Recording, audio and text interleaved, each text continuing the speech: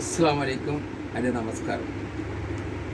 എല്ലാവരും പ്രതീക്ഷയോട് കാത്തുന്നത് SSLCയുടെ റിസൾട്ടാണ്. അത് വന്നു കഴിഞ്ഞു, എല്ലാവരും അത് അറിയപ്പെട്ടു. പക്ഷേ എനിക്കൊരു കാര്യം പറയാനുണ്ട്. നമ്മളെ മക്കൾ ഇനി എത്ര മാർക്ക് വാങ്ങിയാലും അവർക്ക് ഏത് സബ്ജക്റ്റാണ് പഠിക്കാൻ ആഗ്രഹമുള്ളത് അതിൽ നിങ്ങൾ അവരെ പഠിപ്പിക്കുക.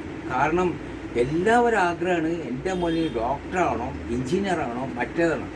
ഒരു കുട്ടിക്ക് സയൻസിൽ നല്ല മാർക്കുണ്ടെങ്കിൽ അവന് ഡോക്ടറാവാൻ പഠിക്കണം എന്നുള്ള ആഗ്രഹം ഉണ്ടെങ്കിൽ മാത്രം അവനെ പഠിപ്പിക്കുക. അവന് കോമേഴ്സ് എടുക്കണം അല്ലെങ്കിൽ കണക്കിൽ പോകണമെന്ന് വെച്ചാൽ കണക്കിന് പഠിപ്പിക്കുക.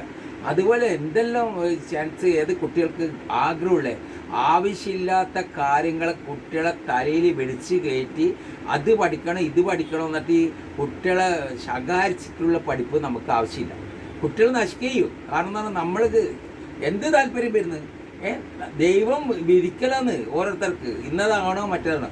എല്ലാവർക്കും ഡോക്ടറാണോ എന്ന് ആഗ്രഹിച്ചു കഴിഞ്ഞാൽ ഈ ഡോക്ടർമാർക്ക് പരിശോധിക്കണമെങ്കിൽ വേറൊരു ഡോക്ടർ രോഗിയായിട്ട് വരുമ്പോൾ പരിശോധിക്കണമെങ്കിൽ എല്ലാവരും ഡോക്ടറായി കഴിഞ്ഞാൽ അങ്ങനെ വരാം. ഡോക്ടർക്ക് പരിശോധിക്കണമെങ്കിൽ വേറൊരു ഡോക്ടറെ നിങ്ങൾക്ക് കിട്ടും. അപ്പോൾ നിങ്ങളെന്താ മനസ്സിലാക്കണ്ടേ, ഓരോ കുട്ടികൾക്കും ഏത് സബ്ജക്റ്റാണ് താല്പര്യമോ ആ സബ്ജക്റ്റോട് നിങ്ങൾ താല്പര്യപ്പെട്ട് ആ കുട്ടികളെ അങ്ങനെ പഠിപ്പിക്കുക. എന്നാൽ ആ കുട്ടികൾക്ക് ഫ്യൂച്ചർ ഉണ്ടാവും.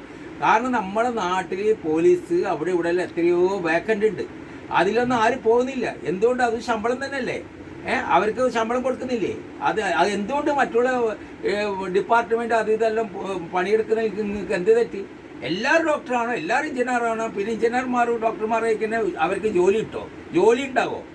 അതുകൊണ്ട് നിങ്ങൾ ശ്രദ്ധിക്കുക. നിങ്ങളെ മക്കളെ ഏത് സബ്ജക്റ്റാണ് അവർക്ക് ഇഷ്ടപ്പെടുന്നത് അതിലേക്ക് നിങ്ങൾ പഠിപ്പിക്കുക. അതാണ് ഞാൻ നിങ്ങളോട് പറഞ്ഞു വരുന്നത്. എന്നാൽ നിങ്ങൾക്കൊരു വിജയം ഉണ്ടോ? ഓക്കെ എന്ന് നിങ്ങളുടെ സലാം കാ.